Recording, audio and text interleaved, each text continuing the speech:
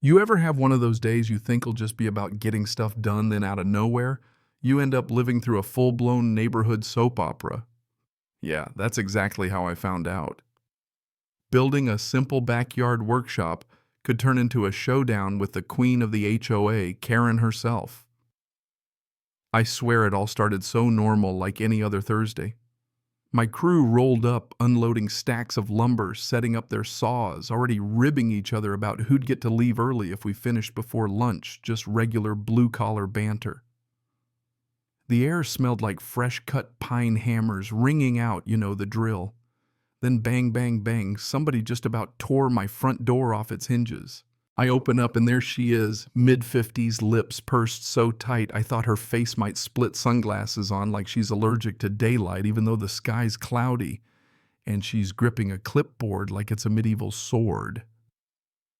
This construction stops. Now she spits, her voice so sharp I'm honestly surprised the glass didn't crack. She starts in talking about HOA policy violations and how she'll have me and every guy on my crew arrested right there if we don't shut it all down. Arrested for building a workshop on my own property. I mean, I actually laughed, right? Explained real slow how I'd filed all the permits, jumped through every city hoop, paid every ridiculous fee. Heck, I even double-checked the setbacks and built 2 inches further back than required just in case. But none of that meant squat to Karen. She waves that clipboard in my face and goes, "You don't understand who you're dealing with. I am the HOA." And let me tell you, she put her whole back into those words like she's auditioning for the role of neighborhood dictator. I told her flat out, I wasn't stopping, not for her or anybody else. That's when she leans in close, gets this weird little smirk and hisses, "No joke.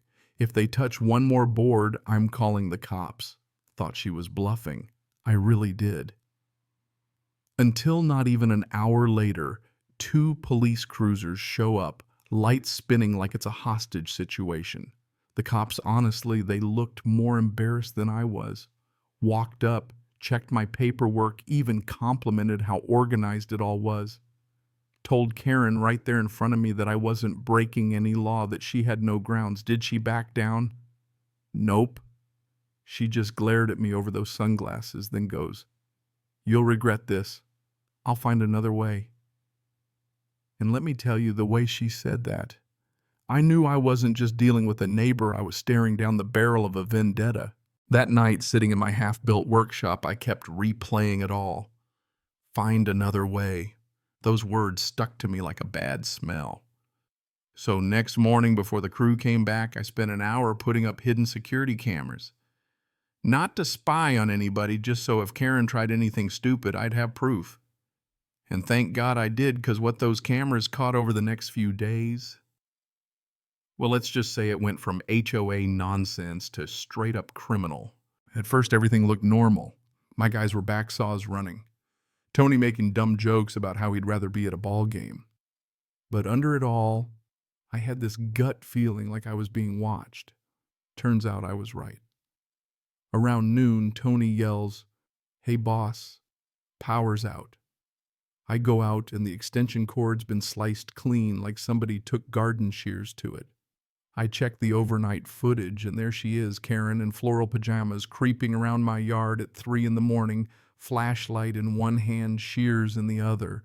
She looked like a villain out of some bad TV drama. Snips the cable tiptoes off, not even looking back. I mean, who does that? I marched right over to her place. She opens the door just a crack enough for one suspicious eyeball. I say, "Karen, you want to explain why you're sneaking into my yard cutting power lines at 3 a.m.? I've got you on camera." And you know what she does? She laughs. "Dead serious," she says. "I was making sure your illegal construction didn't start a fire. You should thank me." And right there I realize this woman thinks she's the hero. My crew heard the whole story and just about died laughing. You've got your own Netflix villain boss, Tony crowed. But what happened next wasn't so funny. I went through another night of camera footage and caught Karen tossing a black bag over my fence. Next morning, I found it half buried inside a half-empty can of paint thinner and burnt bits of wood. She was trying to frame me for arson. That's when I knew this was more than some power trip. This was war. So I hatched a plan. That morning I told my crew we're shutting down. Pack up, look disappointed, and just leave no saws, no noise, nothing. Make it look like Karen finally beat us. Guys thought I was nuts, but they played along. By mid-afternoon, the place was silent. But the cameras, all rolling every angle.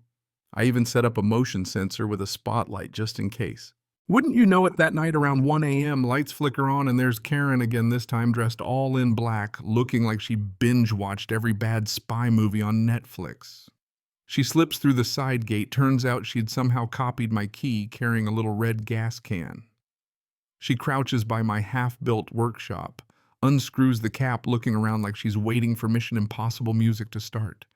Suddenly the spotlight kicks on, floods the whole yard. Karen freezes, stares right into the camera, gas can in hand, caught so red-handed it's almost funny. For a second, she just stands there, then drops the can and bolts, vaulting my fence so fast I half expected her to leave a shoe behind. That was it. Next morning, I called the cops, showed them the footage. Their jaws hit the floor. "You've got her dead to rights," one said.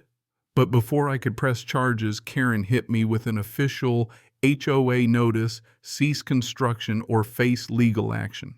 Attached was some letter accusing me of storing illegal chemicals and violating fire codes.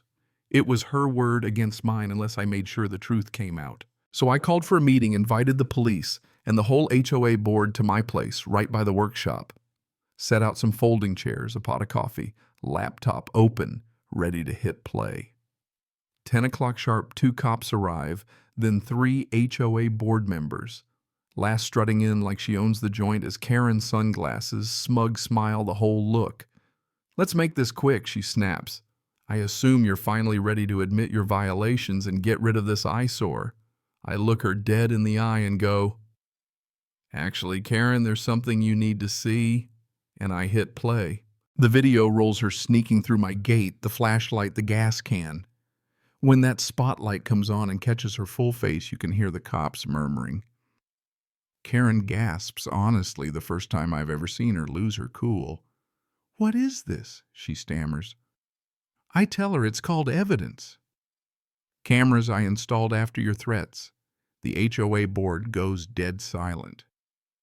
One old-timer finally turns to her trembling Karen. "Did you actually—" Of course she tries to spin it, claims she was inspecting for safety hazards. But the officers aren't buying a word of it. One steps forward, stone-faced. "Ma'am, you're under arrest for trespassing and attempted arson." They cuff her right there, and the look on her face.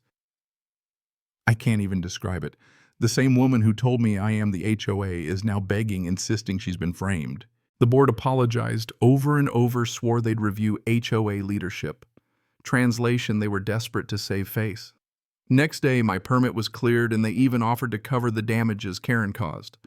My crew was back that week, and we finished the workshop in record time. Every nail, every board felt like victory. A few weeks later, word got around Karen took a plea deal, probation fines, and she's banned for life from serving on any HOA board. Now, every time I walk into my workshop, I see that camera and just smile, because if I hadn't recorded her, who knows what story people would be telling. So yeah. Next time you think about skipping the cameras, remember my story. If you've ever had your own run-in with a Karen, drop your story in the comments. I want to hear who out-crazied who. And hey, hit that subscribe if you think justice was served, because around here, the only thing worse than a bad neighbor is a bad neighbor who thinks she runs the world. What would you have done if you were in my shoes?